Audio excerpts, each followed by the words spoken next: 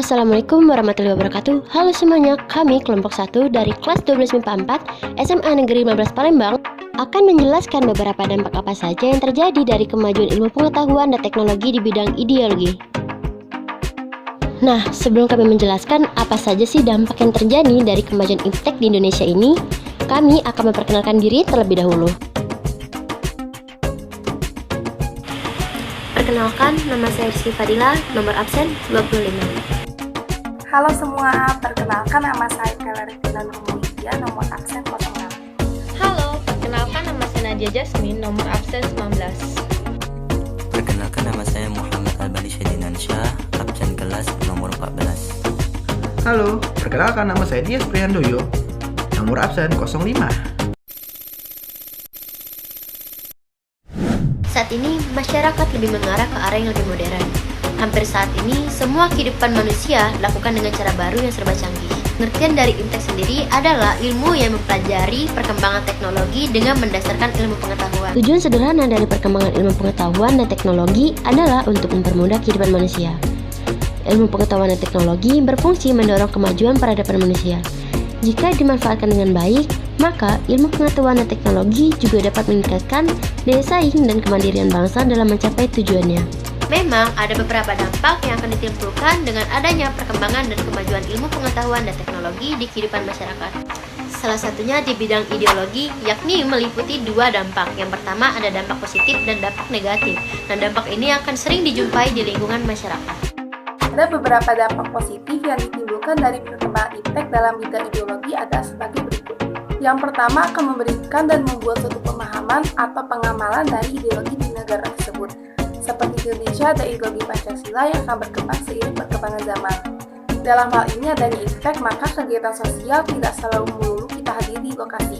Sekarang bisa melalui dana atau dompet digital melalui NGO, sehingga semua orang bisa mengamalkan ideologi Pancasila dengan konsep gotong royong, tolong-menolong antar sesama yang membutuhkan. Dampak positif yang kedua yaitu dengan pesatnya perkembangan dan kemajuan iptek, maka setiap orang akan mudah mengetahui ideologi suatu negara di luar negara sendiri. Dampak positif 3 akan dapat memberikan contoh terhadap tekad suatu negara lain dalam melakukan serta menentukan arah tujuan cita-cita yang ingin dicapai negara tersebut, sehingga mendorong negara lain juga bersemangat dalam mencapai tujuan serta visi dan misi negara tersebut. 4.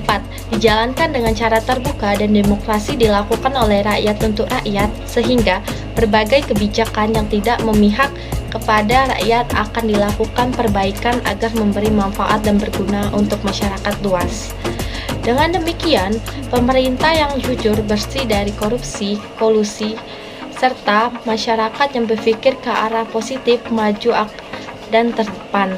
5. Masyarakat sangat mudah dalam membandingkan suatu ideologi negara sendiri dengan negara lain di luar negeri, sehingga akan menemukan ideologi yang terbaik untuk di negaranya tersebut agar dapat dilaksanakan oleh masyarakatnya.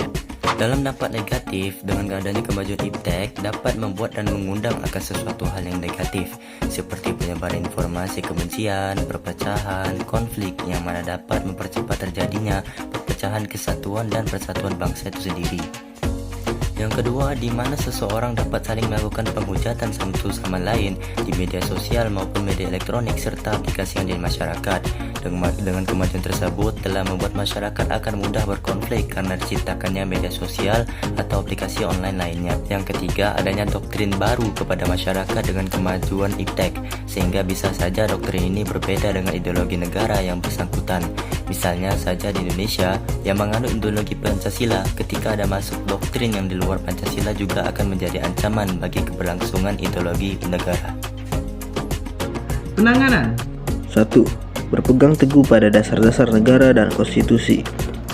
2. Mengamalkan nilai-nilai Pancasila dalam kehidupan sehari-hari. 3.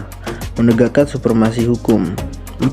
Berpegang pada nilai budaya dan norma yang berlaku di masyarakat. 5.